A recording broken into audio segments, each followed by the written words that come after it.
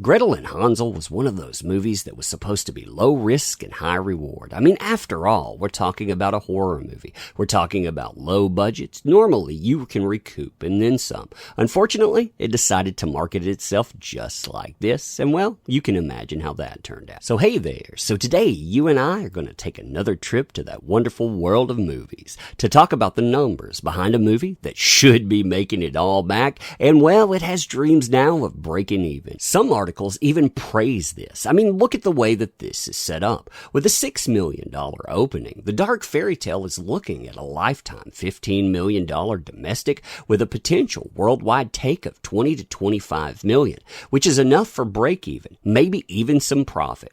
Maybe even some profit. Would that be what you wanted to aim for? No indeed. But yet, some of these folks out there, they applaud that because they think, hey, maybe, just maybe, you can at least break even. So before we get into in-depth breakdowns of the numbers, I want to show you the marketing strategy to this as noted in this article in front of you. After skipping a couple of questions, we land on this. Your title swaps the traditional placement of characters, and it also focuses more on Gretel. But that's not that surprising to me, given the female protagonist of your other movies. As a male director, what appeals to you about telling stories from a female perspective?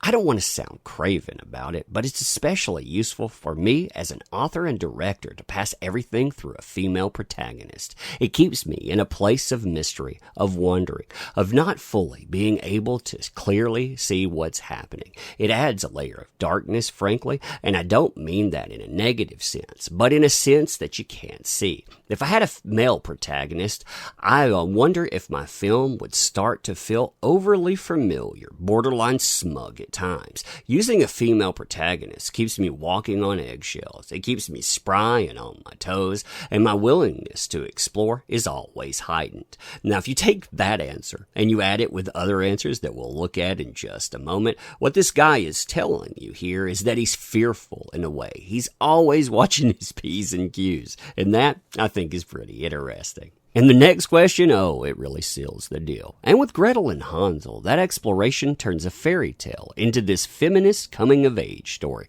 Yeah, feminist coming-of-age story. Doesn't that sound like something you want to go see? So fairy tales are so often instructions on how to live, what you can become. They're about telling kids, look, the world is a lot of things, and some of the things the world is aren't so great. There's this idea that coming of age is really about coming into your relationship with the world. To have a woman put in a situation where she's tasked to evolve, to find her own power, seems like a really ripe, fertile place to start a story from. Other articles drop all pretense on this and tell you that having Hansel as the person in the front there, that it showcases the inherent horror of gender politics and basically moving Gretel's name to the forefront and seeing it through her eyes, this turns it into something better, something new. And look at this description of what the movie is. I mean, really, does this sell it to you? Gretel's opening narration expresses her knowledge of the traditional role women play in these stories, the end result being their awakening by the way of a kiss from some handsome prince at the cost of their freedom and dreamscape. Gretel and Hansel draw out the inherent horror of gender politics that exists within fairy tales and moves Gretel coming of age to the forefront. Her role in this story is more than being a maternal figure and saving her brother. She also has to come to terms with her own destiny and the power of femininity expressed by witchcraft. That's why witchcraft here. Just check this out even more. Rather than the witch Hulda existing simply as an enemy, she is an expression of Greta's own insecurities and wisdom. The budding knowledge that witchcraft does not exist in a vacuum, but as a symptom, a cure that ensures the survival of women in this big bad world. That's right, the witch going out, basically picking up her favorite tweet and shoving it in the microwave, that's not a terrible thing, I suppose. I think the terrible thing out there is the fact that there are certain types of roles out there in the big bad world, and she just had to adopt that and survive. Give me a freaking break. As far as the numbers go, you actually see this impact the movie too. I mean, if you look at this, you have a domestic box office currently of $11,534,899, an international box office around $1.5 million, for a worldwide total of $13,034,899. Now, if you look at the trending with this, you'll notice that it opens up for a weekend at $6.154 million. And basically, it keeps adding on, well, somewhat anyway, with a little bit of revitalization. And again, people are out there saying, ooh, maybe in its whole lifetime, maybe it can break even. Now, this is a movie that cost $5 million to make. I would say that when it went out and it advertised, it probably did double that budget. And a lot of people, they'll look at these numbers and say, hey, it's already made that back, so what's the problem? The reality is far from that, however, as I'll showcase here. See, the reality of the number $11,534,899 is that it has to be shared with the theaters. And well, the theaters, they take a hefty chunk. I mean, in best case scenario, you would see this movie making 60%. There's no way that it does. But if you said 60% there, you would only be looking at making $6.92 million.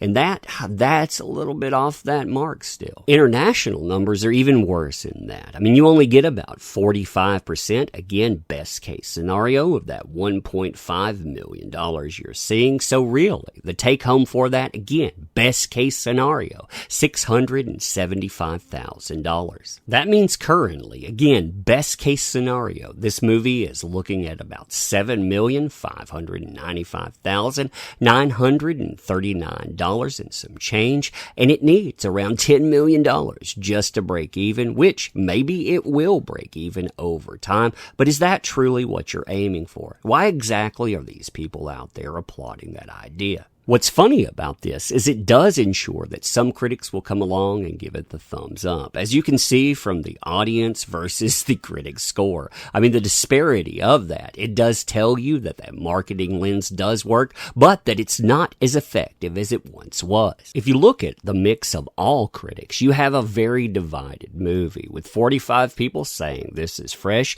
29 saying that it's rotten, and what they're focusing on, by and large, is the production value, the cinematography. A few of them use words like coming of age. A couple of them do talk about this being a female empowerment movie. But by and large, this isn't enough to really get a movie past not being good anymore. I mean, that's becoming something these folks are getting called out for. And I don't think that they're enjoying it anymore. What really is striking and brings this point home are the top critics talking about it. I mean, these are the folks that just a year ago would have gone out and would have mass thumbs up this movie because, hey, it's got this in it. It's so stunning. It's so brave. All of you need to go see it. Now, however, you look at the division here. I mean, you see how many people on that list actually do give it some kind of certified rating. And everybody in this, they're pretty much talking about the cinematography, like I said, the production design, whether or not you can go in and weigh this as something that people would want to see. There is one person on the list that does bring up the empowerment coming of age tale, and even them on this, they don't rate this as certified fresh. I mean, that tells you something when the New York Times doesn't even buy into that. And audiences, well, they tell you exactly what they think, and you notice how this goes across. The movie was badly paced, very boring. It didn't feel like an hour and a half, and I was honestly surprised when I came out of the theater and only that much time had passed. Sophia should have been a great part of this film, but it was the old lady. I think it was something to do with the script because Sophia was a great actor in It 1 and 2. The movie borrowed a bare minimum from the original tale in order to draw people to the film, but utterly failed to add its own twist. So we have another CGI was bad, boring, and slow. Nothing happened, yawn.